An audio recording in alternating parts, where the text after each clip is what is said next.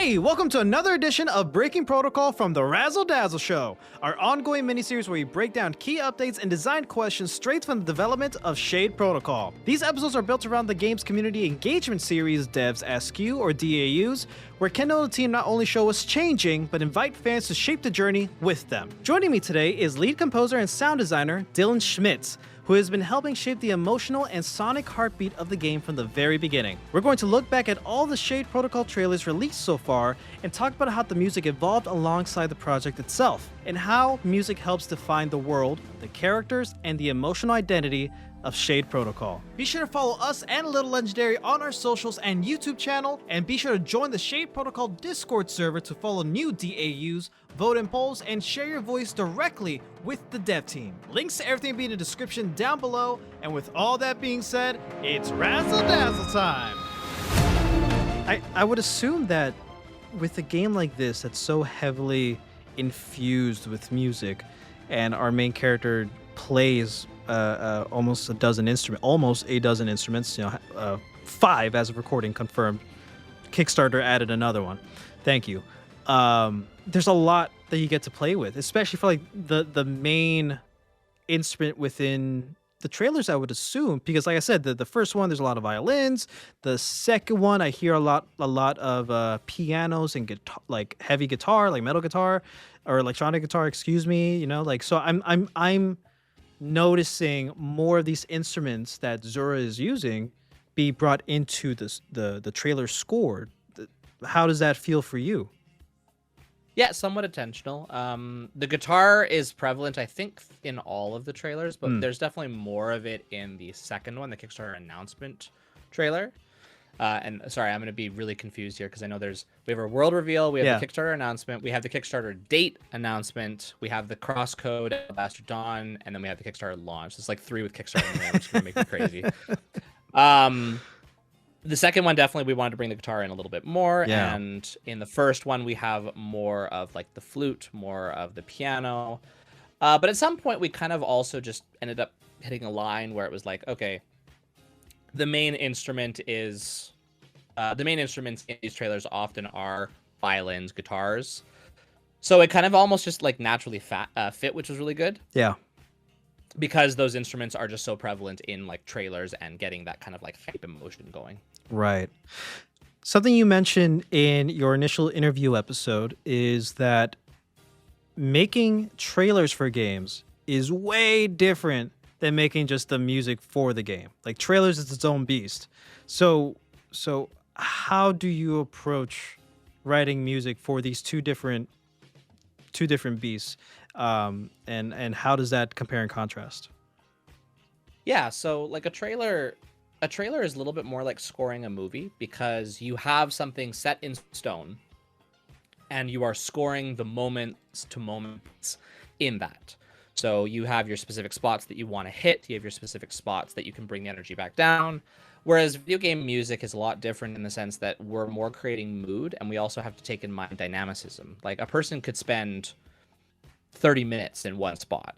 I have to keep that in mind. I have to say, okay, can I listen to this music for 30 minutes and, not go a little bit crazy? Whereas a trailer, like they'll watch it once, maybe they'll watch it again, but they're not stuck there. We know that the trailer is going to be the exact same every single time.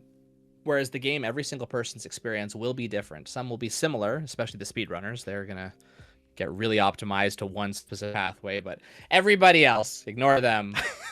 We'll play the game differently, and we have to make sure that we're accounting for what are they going to do, what kind of emotions do we need to have present, are we going to have different levels of intensity if there's enemies, are we going to have different sections of the music that only play in certain areas, all of those kind of things.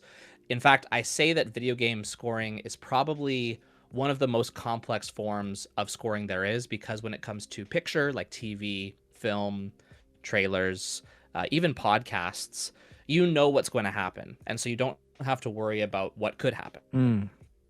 Interesting. So I'm assuming there's a balance between when making trailers between making the music, storyboarding, like you said, and all the other different types of planning that goes along with it. It's more close together than just waiting on one thing first and then you take that make your thing, and then the other person does that. Does that make sense? Yep, we've done trailers 2 ways so far with Little Legendary. One way was I just get the trailer. It's pretty close to done. Maybe there's a couple things that have to be changed around or mixed around. I score to it. The other way is I am given a general outline of what we want the trailer to be. Okay. And I am just scoring pretty close to that. But it's not going to be exactly perfect. I'm going to score basically the general emotional like points, like timelines, and then they're going to refit the trailer to match that. So we've done it both ways. Oh, okay. That makes sense. Yeah. So you sometimes you either have the whole video first, naked, no sound, no nothing except. Do you add the sound effects during that? Wow. Yeah, we've been adding the sound effects during just because with like development moving so fast, right. There's some times where we'll get something in the trailer that we haven't gotten into game yet, like we just got it in. Yeah. Which means I'm developing the sound effects as we're going. Oh, it's a clear example between the first and second trailer, man. Like once I heard the flute spear sound effects, I was like, yo, that's sick. And oh my God, I loved it. I don't think it was in the first trailer. Correct me if I'm wrong, but I don't think so. There were sound effects for the flute. But I think that the guitar axe, I know it was new in the second trailer. Guitar axe was new in the second trailer. Yeah. In the first trailer we had, oh man, you're really testing my memory here. In the it's first been a year. Trailer, it's been almost a year. We did have the flute spear, but I don't think that we had the harmony, which is the end thing. That was like it was either brand new or we had just gotten it in, and so sound effects were developed like for the trailer and then put into the game. Very cool, man. This is really cool. Okay, so I guess I should have probably prepped questions for each trailer specifically, but that's okay. We're winging it. We're doing it live. I kind of want to ask you to take us on that journey between each trailer. I know it's a lot to ask, but I'm sure with each trailer there's different things you kept in mind, different directions you either wanted to go or were told to go, especially like with the crossover stuff. Like I would assume you collaborated with one of the composers of Crosscode Alabaster Dawn. Actually, with that. So for that one, I was not responsible for any of the music. I only did the sound effects when we were on the Crosscode. Very cool. So that one is purely his name slips me right now, but he was completely doing all the music for that. Shout outs to him. Cool. Okay, that's really good to know. That's actually why there's such a huge emotional shift between our other trailers and that one. Ah, interesting. Well, at least for the other ones, could you kind of like take us on that journey, take us on that path of like how you came up with that? I know it's a lot to ask. No, I'm happy to jump into it. So like the first trailer was very much focused on how do we make sure that we're announcing this to the world in a way that is exciting and has at least some kind of like tie-in back to what we're doing in game. And so the music, I feel, for the first trailer was a lot more grounded and it was a lot more focused on orchestra. There was definitely those electronic elements that we brought in here and there, especially to kind of like fill out the space and give a little bit of ear candy, but it was more focused on that big orchestra and just getting kind of a traditional kind of trailer sound, big reveal. And I remember scoring it. It was maybe 6 to 7 months after we began development. I can't remember exactly, but we're not very far into the soundtrack at that point, so it was a lot of kind of pulling in the little bit of elements that we had at the time. Right. Interesting. So how does that evolution continue on with the second trailers and the rest? So the second trailer and third trailer, I think, more or less have the same kind of emotion or the same kind of like objective, which was now we were a lot more focused on making sure those like the electronic elements were a little bit more front and center. And the energy was also a step up from that, right? We needed to make sure that every single time we did a trailer, it was a step up energy-wise. And so we brought in like more guitars, we brought in more kind of like big cinematic elements. There was also a bit of anime influence, like a lot of the... There's always anime influence. A lot of the harmony, a lot of the kind of like little like pieces or moments that happen in these trailers is very influenced by like anime moments. Yeah. And they always have these big like changes. I think as well, the first trailer, it had like shifts in and contrast in it, but those were a lot more dramatic in the second and third trailers. where we had like these big energy moments, and then we would kind of like shift down to like almost like a lo-fi feel. Yes. Especially like the Kickstarter announcement trailer, we have like a lo-fi esque kind of thing up Yes. until she does the up until Zura does the big like I forget we don't have a multi-cut? name for it exactly yet. Yeah, the multi-cut. Yeah. That name might change. As a heads up. And I'm glad It's the current name. It's the current name. I'm glad you brought that up because I wanted to point out that the trailers do a good job at balancing the quieter moments with the overwhelming bombastic moments. I wanted to ask, like, how do you approach these types of transitions? I think it's something that is thought about right off the bat, because if you only do high energy throughout an entire trailer, you kind of lose the audience. And actually, typically trailers are a little bit shorter than the ones that we do. Like we're doing minute and a half, minute 40, minute 40 trailers. That's a long trailer. Yeah. Trailers normally are like 30 seconds, like a minute. Whereas like your big reveal trailer or your final announcement trailer is like a minute and a half. So sustaining really high energy for that long, if you did it the whole way through, you lose people about halfway through. So right off the bat, when we're doing these trailers, like I'm looking for where are the moments where I can bring the energy back down to amplify that high energy spot, because contrast just makes it feel more epic than it is, right? Like if you only have the high energy, it all becomes a 5. Whereas if you have like a 2 or a 3 energy and then you throw in like a 7 or a 9, those feel a lot more powerful because you have the reference point. Right. And yeah, you have like what in total now 7-ish minutes of trailer music. So that's a lot to go through. I mean, like 7 minutes sounds like a little bit, but putting all of it like in a playlist and not and hoping that it doesn't sound super samey but yet consistent with the theme, I'm sure that's a challenge in itself. Oh yeah, like again, doing trailers it's easier, I think, than doing in-game music, but back-to-back trailers can be brutal, and we had to do a couple of those. Yeah. Where we had, a trailer and then another trailer, and so again, I think the challenge even more than all of that, because I think I have a pretty good understanding of the sound of Shape Protocol. We're pretty close to kind of like fully having that locked down exactly. Like, it's not going to change too much. Is just trying to one up each time. Like we have to one up. Trailers are always a one up. So like, how much more energy can we add into this? How can you inject more energy? And I think that's a mix of both the music as well as the videography. But it's a challenge, man. It's a challenge. The sound of Shade Protocol. Right now, there's no real solid answer. And I'm not going to ask you for a solid answer because it could potentially be a spoiler, knowing what little we do about how the story is going to be shaped. But I guess I want to ask to you, what does that mean? The sound for Shade Protocol. The sound of Shade Protocol is the contrast between the human and the inhuman, and how those things balance each other out. I could go deeper than that, but that's kind of the philosophical way to talk about it. I'm surprised on how fast you answered that. I mean, obviously you've had a lot of time to think about it. We have a lot of meetings. We have documents on this stuff at this point.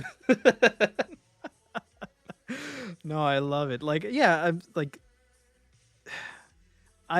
you guys are a team. All of you are lifting a lot and pulling your weight and doing so much for this project. But obviously, like, the music within this game, all about music and the deeper meanings within it, I can only assume if it does, it put a lot of pressure on you as the composer, sound designer, just because there's so much that's reliant on the score, on the motifs, melodies, harmonies, in all these different ways. How does that feel? I actually kind of enjoy it because it means that the music is going to be given more opportunity to be important. I think that sometimes there are games where the music, don't get me wrong, music is always important, but where music doesn't become something that they're really considering on a high level. They're just saying, we just need something that gets the mood. It's fine. Doesn't need to be anything crazy. It just needs to do what it needs to do and be there. It's just there to fill space. Whereas with Shade Protocol being focused on music, there's going to be more opportunity to make sure that the music is front and center, that we have those instruments being relevant and being given the kind of time and care to make sure that they are very excellent, and not relegating it to, you know, like musical trends or being kind of stuck in other world, that we get a chance to actually explore and try new things and be something unique outside of the other world of kind of what soundtracks are doing right now. Right. You have this opportunity to fully tell a story, or the opportunity to be able to fully tell a story through the music by itself. Like, I'm assuming that's the goal. 100%. Like, we want to make sure that moment to moment there's going to be that emotional journey tied with the music. Now, I think there are lots of things that we'd love to do that maybe we won't be able to do based on budget or based on time. Like, you can go so deep and so crazy with music and dynamic music when it comes to video games, but there's also so much that we can do based on budget. Like, it can get very expensive very quickly to do a million things. But the goal is to make sure that we're shaping that entire journey emotionally, and then making sure that the sound effects are working in a way that kind of allows them to feel like their own kind of little thing, their own little melodies that are happening throughout the entire game. I think that for sure, like Shade Protocol, especially being a story-focused game, like we have lots of action elements, but it is still story-focused at its core. We get to be a little bit more, I guess, like JRPG-y with the music. Like you look at like what Final Fantasy or games like Nier Automata do, and they're very... they're bombastic. Their orchestration's huge. They have huge soundtracks. Aerith's theme tells a story. Yeah. I don't think you see that as much with like a lot of indie games. A lot of indie games relegate music as mood music. It's there to give us space and to feel good, but it's not necessarily shaping the emotions of the player, nor are we focused on really big and kind of like soaring melodies. In fact, that's definitely a Western issue. Japanese games, maybe not so much. They love their melodies, but Western games are kind of a lot more focused on ambient stuff these days. Right. Another example would be Final Fantasy XIII's main theme, The Promise. That itself, that score tells, even the lyrics within the vocalization of the song is also in part telling the story of the game. Clair Obscure, the overworld theme, I think, is literally telling you the story and backstory and lore of what's happening in this world. And obviously, like, 13 is a big inspiration for you. Clair Obscure is a big inspiration for Kendall. So I'm sure like this is your guys' opportunity with the music to literally to be able to tell the story through the music alone. I would assume that that's part of the goal.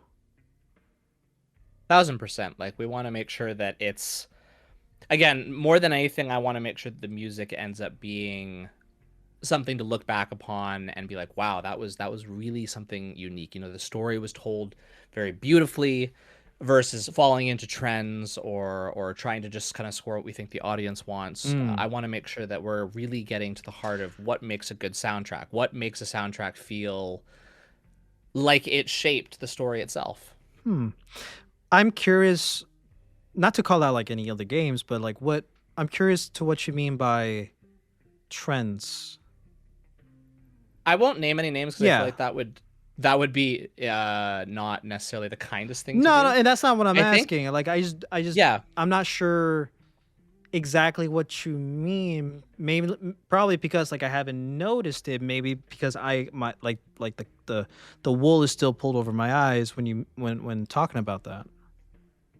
I think a lot of games are focused on making sure that whatever they're writing, not all games, like don't get me wrong, this is not everybody, but a lot of games are focused on what do we think this genre sounds like? Interesting. What have people done before on this genre? And we're just going to do that. Or what is doing really well in the media on like TikTok, on Instagram, and we should just try and follow something like that because we know that that's exciting with the kids. Interesting. I find that like a lot of indie games fall into this trap. AAA's are really bad at this, except for a couple.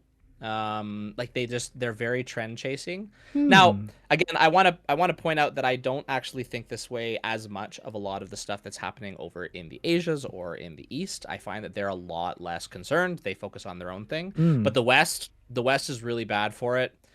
We were very focused on, okay, this is a sci-fi game, needs to sound sci-fi, and on top of that, we don't want to have the melodies up front because we want to make sure that the dialogue and the sound effects are way more important, so they end up being very ambient.